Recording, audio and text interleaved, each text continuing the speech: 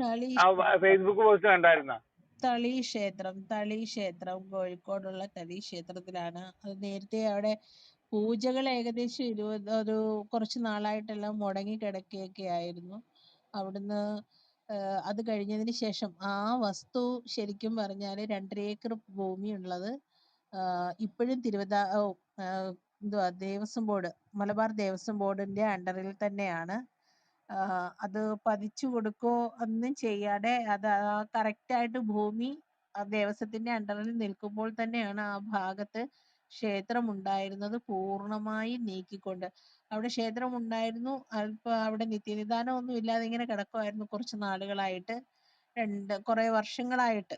10 വർഷത്തോളം ഒരു ഇതില്ലാതെ കിടക്കുകയായിരുന്നു. അന്നേരമാണ് ഇപ്പൊ ഇത് പൊളിച്ചും വെച്ചിട്ട് അവിടെ പള്ളി പണിയുന്നത്. പള്ളി ഏകദേശം പൂർത്തിയായി എന്നാണ് അറിയാൻ കഴിയുന്നത്. സത്യം പറഞ്ഞാൽ നമ്മുടെ ആൾക്കാരൊന്നും അതിനെക്കുറിച്ചിട്ടൊന്നും പള്ളിയല്ലെന്ന് തോന്നുന്നു, യത്തീംഖാന പോലൊരു സംഭവമാണ് അവിടെ നിസ്കാരം നടക്കുന്നുള്ളതേ ഉള്ളു. ആണില്ലേ? അറിയില്ലേ, ഞാൻ ഇങ്ങനെ വായിച്ചതേ ഉള്ളൂ. അവിടെ വേറെ ആരും റിപ്പോർട്ട് ചെയ്യുന്നില്ലല്ലോ, പത്രമാധ്യമങ്ങളിലൊന്നും ഈ ഒരു സംഗതി കാണുന്നില്ല. ഏകദേശം അതിനിപ്പോ ഏതായാലും ഇത് കൊടുത്തു, കേസ് കൊടുത്തു. ഭൂമി ഇപ്പോഴും നിലവിൽ നിൽക്കുന്നത് ദേവസ്വത്തിന്റെ അണ്ടറിൽ തന്നെ നിൽക്കുന്ന ഭൂമിയാണ്. എന്നിട്ടാണ് ആ പണി അവിടെ ചെയ്യുന്നത്.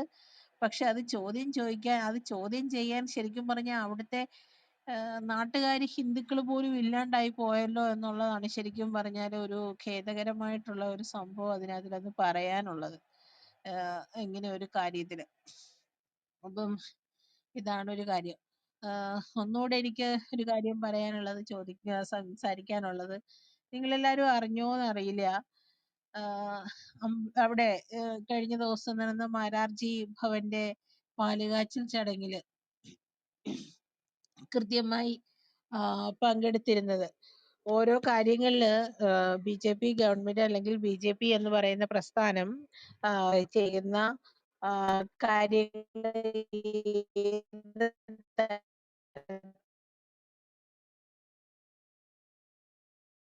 ചിന്താമണിയെ നമ്മൾക്ക് എല്ലാവർക്കും അറിയാവുന്നതാണ്. ഓൾറെഡി പുള്ളിക്കാരി ഇടമലക്കുടിയിലെ എന്തുവാ പന്നിപ്പാറ ആ വാർഡില് ഒരു കുടിയാണ്. ആ കുടിയിലെ 9ാം വാർഡിലെ BJPയുടെ തന്നെ മെമ്പർ കൂടിയാണ് പുള്ളിക്കാരി. അദ്ദേഹം 2010 ആ വാർഡ് രൂപീകരിക്കുന്ന സമയത്ത് മുതല് ഇങ്ങോട്ട് ഇത്രയും നാള് CPMന്റെ ഉറച്ച കോട്ടയായിരുന്നു അവിടം. പക്ഷെ കഴിഞ്ഞ ഇലക്ഷനില് ഒരൊറ്റ വോട്ടിനാണ് അട്ടിമറി വിജയം ഇദ്ദേഹം നേടുന്നത്. അന്ന് നമ്മൾ കണ്ടതാണ് MM മണി വന്നിട്ട് കൃത്യമായിട്ട് അവരെ അധിക്ഷേപിക്കുന്നത്. അതായത് ചരിത്രബോധമില്ലാത്ത വിഡ്ഢികൾ എന്ന് പറഞ്ഞിട്ട് അവരെ വളരെ മോശമായ രീതിയിൽ അധിക്ഷേപിക്കുന്ന ഒരു കാഴ്ച കൂടി നമ്മൾ അന്ന് കാണുകയുണ്ടായി. അപ്പം ഈ ഒരു സംഗതി, അപ്പൊ ഇത്രയും ആൾക്കാരുടെ കൂട്ടത്തിൽ കൃത്യമായിട്ടുള്ള ഒരു പാർട്ടിസിപ്പേഷൻ അദ്ദേഹത്തിന് BJP കണ്ടെത്തി അദ്ദേഹത്തിനെ മറക്കാതെ വിളിച്ചു വരുത്തി അത് ചെയ്യാനുള്ള സാഹചര്യം ഉണ്ടായി അല്ലെങ്കിൽ ചെയ്യിപ്പിച്ചു എന്നുള്ളതാണ് അവിടെ കാണേണ്ടത്. മാറ്റി നിർത്തലുകളും ഒന്നുമില്ല. ഞങ്ങളെ സംബന്ധിച്ച് എല്ലാവരെയും ചേർത്ത് പിടിക്കുക, അതിന് ജാതിക്കും മതത്തിനും എല്ലാത്തിനും അതീതമായിട്ട് ഇന്നിപ്പം ഇന്ത്യ മഹാരാജ്യത്ത് ഒരു രാഷ്ട്രീയ പ്രസ്ഥാനം ഉണ്ടെങ്കിൽ അത് BJP ആണ് എന്ന് തന്നെ വ്യക്തമായി അരക്കിട്ടുറപ്പിക്കുന്ന ഒരു കാഴ്ച കൂടിയാണ് നമ്മൾ കണ്ടത്. അപ്പം ഇതിനു മുന്നേ എല്ലാ തലങ്ങളിലും രാഷ്ട്രപതി മുതൽ ഇങ്ങോട്ട് നോക്കിയാൽ BJP ഗവൺമെന്റില് ഇന്നിപ്പം താഴേക്കിടയിലുള്ള ആൾക്കാർക്ക്, താഴേക്കിടയിൽ നിന്ന് സോക്കോൾഡ് ആൾക്കാർ പറയുന്ന അല്ലെങ്കിൽ അങ്ങനെ ഒരു പേര് വന്ന ഒരു വിഭാഗത്തിനെ BJP എന്ന് പറയുന്ന രാഷ്ട്രീയ പ്രസ്ഥാനം, ലോകത്തിലെ ഏറ്റവും വലിയ രാഷ്ട്രീയ പ്രസ്ഥാനം ചെയ്യുന്ന അല്ലെങ്കിൽ ചേർത്ത് നിർത്തുന്ന അതിമനോഹരമായ കാഴ്ച. അപ്പൊ ശരിക്കും പറഞ്ഞാല് ഇവിടെ ജാതീയതയും മതവും അല്ലെങ്കിൽ ഇങ്ങനെയൊക്കെയുള്ള സംഭവങ്ങൾ പറഞ്ഞ് ആക്ഷേപങ്ങളും അല്ലെങ്കിൽ ആൾക്കാരെ തമ്മിൽ ഭിന്നിപ്പിക്കുന്നത് ആരാണ് എന്നുള്ള കാര്യം വ്യക്തമായിട്ട് നമുക്ക് ഇപ്പോൾ മനസ്സിലാക്കാവുന്ന ഒരു ഘട്ടം കൂടിയാണ്. മതനിരപേക്ഷത എന്ന് പറയുന്ന ഒരു സംഗതിയെ കുറിച്ചിട്ട് പറയുമ്പോൾ അല്ലെങ്കിൽ മതേതരത്വം എന്ന് പറയുന്ന, അതായത് നമ്മുടെ ഭരണഘടനയിൽ പോലും ഒരു ഇതുമില്ലാതെ തള്ളിക്കയറ്റി വെച്ച ഈ മതേതരത്വം, അത് ആരെങ്കിലും ഏതെങ്കിലും ഒരു രാഷ്ട്രീയ പാർട്ടി കാണിക്കുന്നുണ്ടെങ്കിലും അതും ഭാരതീയ ജനതാ പാർട്ടിക്ക് മാത്രമേ അതിനെ ക്ലെയിം ചെയ്യാൻ സാധിക്കുകയുള്ളൂ എന്നാണ് എനിക്ക് പറയാനുള്ളത്. ഇന്നിപ്പം ഭാരതീയ ജനതാ പാർട്ടിയിൽ കൃത്യമായിട്ട് ന്യൂനപക്ഷ ആൾക്കാരുടെ സാന്നിധ്യമില്ല എന്നുള്ളൊരു ആക്ഷേപം പറയുന്നുണ്ട്. പക്ഷെ ഞങ്ങൾക്ക് ഒരുപാട് പേര് പ്രവർത്തകരായിട്ടുണ്ട്.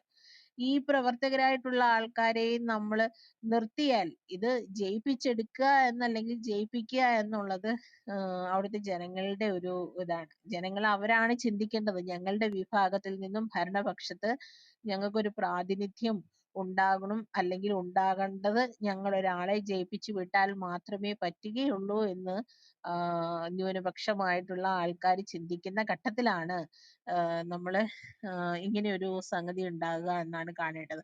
ആരും പറയുന്നില്ല BJPക്കൊപ്പം ന്യൂനപക്ഷം മത്സരിക്കേണ്ട എന്നും ന്യൂനപക്ഷം വരണ്ടാണെന്നും. ഇപ്പം ഉത്തർപ്രദേശിൽ എന്തായാലും ഇപ്രാവശ്യം എനിക്ക് 100% ഞാൻ നന്നായിട്ട് പ്രതീക്ഷിക്കുന്ന ഒരു സംഗതിയാണ് ഉത്തർപ്രദേശിൽ നിന്നൊക്കെ തീർച്ചയായിട്ടും ഒരു ന്യൂനപക്ഷ സാന്നിധ്യം ഇനി അടുത്ത ഒരു മോദി ഗവൺമെന്റിൽ കൃത്യമായിട്ട് ഉണ്ടാവും എന്നുള്ള കാര്യത്തിന് സംശയമൊന്നുമില്ല. കാരണം എന്ന് വെച്ചാൽ അവിടുത്തെ ആൾക്കാർ പോലും നമ്മുടെ ഇവിടുത്തെ ആൾക്കാരെ കൂട്ടല്ല.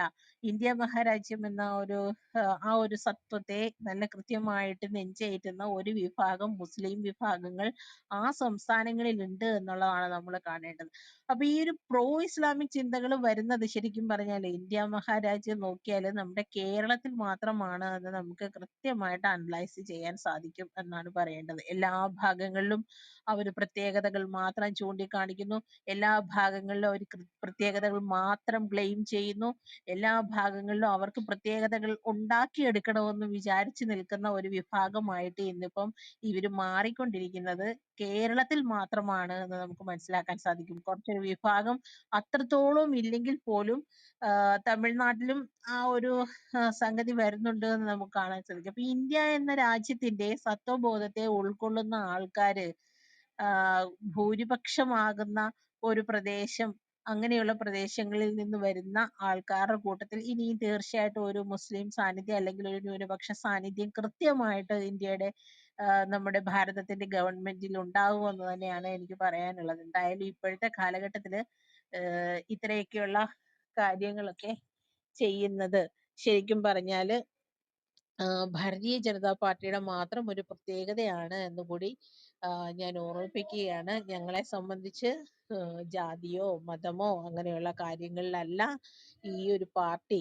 അധിഷ്ഠിതമായിരിക്കുന്നത് എന്നുള്ളതിന് വ്യക്തമായിട്ട് എല്ലാവരും മനസ്സിലാക്കേണ്ടതായിട്ടുള്ള ഒരു കാര്യമാണ്. ഇന്നിപ്പം മാരാർജി ഭവനിലൂടെ നമ്മുടെ നേതാക്കന്മാര് ഈ സമൂഹത്തിന് നൽകിയ ഒരു എന്താ പറയുന്ന ഒരു മെസ്സേജ് എന്ന് പറയുന്ന സാധിക്കും.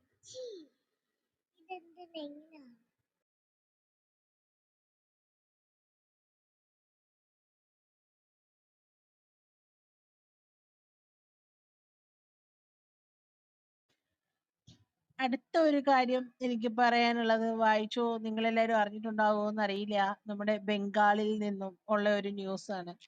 ബംഗാളിലെ മമതാ ഭരണം എത്രത്തോളം അവിടുത്തെ ഓരോ ഭാഗങ്ങളിലും പ്രശ്നമുണ്ടാക്കുന്നുണ്ട് എന്നുള്ളത് നമ്മൾ കൃത്യമായിട്ട് അറിഞ്ഞുകൊണ്ടിരിക്കുന്നതാണ്. ഇതിന്റെ ഇടയ്ക്ക് ഒരു ഷോക്കിംഗ് ന്യൂസ് എന്താണെന്ന് വെച്ചാൽ കൽക്കത്ത ഹൈക്കോടതിയിൽ തന്നെ അവര് തന്നെ റേസ് ചെയ്തിരിക്കുന്ന ഒരു സീരിയസ് പ്രശ്നം കൂടിയാണ് ഇതെന്ന് പറയാൻ നമുക്ക് സാധിക്കും.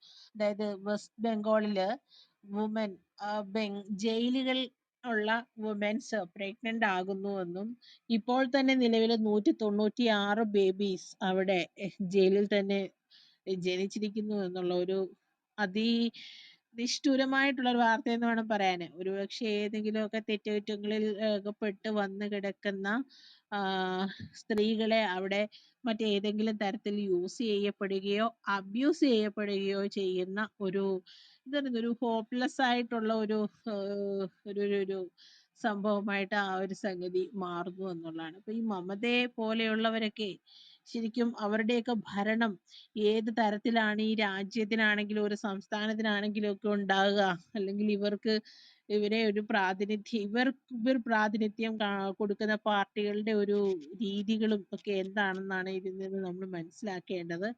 ഏതായാലും ഇങ്ങനെ ഒരു ന്യൂസ് കാണുന്നുണ്ട്. അവിടെ ഹൈക്കോടതി തന്നെ ഈ ഒരു സംഭവത്തിൽ ഇടപെട്ടിരിക്കുന്നു എന്നാണ് വെസ്റ്റ് ബംഗാൾ ഗവൺമെന്റിനെ ഇന്റിമേറ്റ് ചെയ്തിരിക്കുന്നു എന്നും കൂടി ഒരു വാർത്തയുണ്ട്. ശരിക്കും ഇതൊക്കെ നമ്മുടെ ഒരൊറ്റ മാധ്യമങ്ങൾ പോലും കാര്യങ്ങൾ റിപ്പോർട്ട് ചെയ്യുന്നില്ല എന്നുള്ളതാണ് ഇതിനൊക്കെ ഭയങ്കര കഷ്ടമായിട്ടുള്ള ഒരു കാര്യം. ഇവരെന്തുകൊണ്ടാണ് ഇങ്ങനെ ഒരു പാർഷ്യലൈസ്ഡ് ആയിട്ടുള്ള ഒരു രീതി കാണിച്ചു കൂട്ടുന്നത് എന്നതിനെ കുറിച്ചിട്ട് ശരിക്കും പറഞ്ഞാൽ ഈ ഫണ്ടിങ് അതുപോലെ തന്നെ ഈ ന്യൂനപക്ഷ പ്രീണനത്തിന് വേണ്ടിയിട്ട് നമ്മുടെ കേരള സർക്കാരിനോടൊപ്പം കൂട്ടു നിൽക്കുന്ന ഒരു പ്രവണത ഇന്ന് കേരളത്തിലെ എല്ലാ മാധ്യമങ്ങളും കാണിക്കുന്നുണ്ട്. ഒന്നോ രണ്ടോ ആളിനെ ഒഴിച്ചു നിർത്തിയാൽ ബാക്കിയല്ല കൂട്ടത്തിൽ പെടുന്നതെന്ന് പറഞ്ഞ ജനവും അതുപോലെ തന്നെ ഇപ്പൊ ഇച്ചിരി പ്രശ്നമില്ലാതെ നിൽക്കുന്ന ന്യൂസ് 18 നമ്മുടെ ദൂരദർശനും മാത്രമേ കാണുള്ളൂ. ദൃശ്യ മാധ്യമങ്ങളുടെ കൂട്ടത്തിൽ ഇങ്ങനെ ഒരു പക്ഷപാതമില്ലാതെ കൃത്യമായ ന്യൂസുകൾ ഇറക്കിക്കൊണ്ടിരിക്കുന്ന ഒരു സ്ഥാപനമായിട്ട് കാണേണ്ടത്. ഏഷ്യാനെറ്റൊക്കെ എന്നേ ആ ഒരു എന്താ പറയുന്നേ പ്രോയിലേക്ക് ചാഞ്ഞ തരത്തിലുള്ള ആൾക്കാർ അവരുടെ സാന്നിധ്യം വളരെ കൂടുതലുള്ളതാണ് എന്ന് നമുക്ക് കാണാൻ സാധിക്കും. ആ ഒരു സംഭവം. പിന്നൊന്ന് ഈ കർഷക സമരത്തെ കുറിച്ച് കഴിഞ്ഞ ദിവസം ഒന്ന് പറഞ്ഞാണ്. ഒരു കർഷക സമരം നമ്മുടെ നാട്ടിൽ കണ്ടതാണ്. ശരിക്കും പറഞ്ഞാൽ നമ്മുടെ ജനങ്ങൾക്ക് ഏറ്റവും പ്രയോജനപ്പെടുന്ന തരത്തിലുള്ള ഒരു നിയമം കൂടിയായിരുന്നു. അതിനെ ഏതൊക്കെ തരത്തിൽ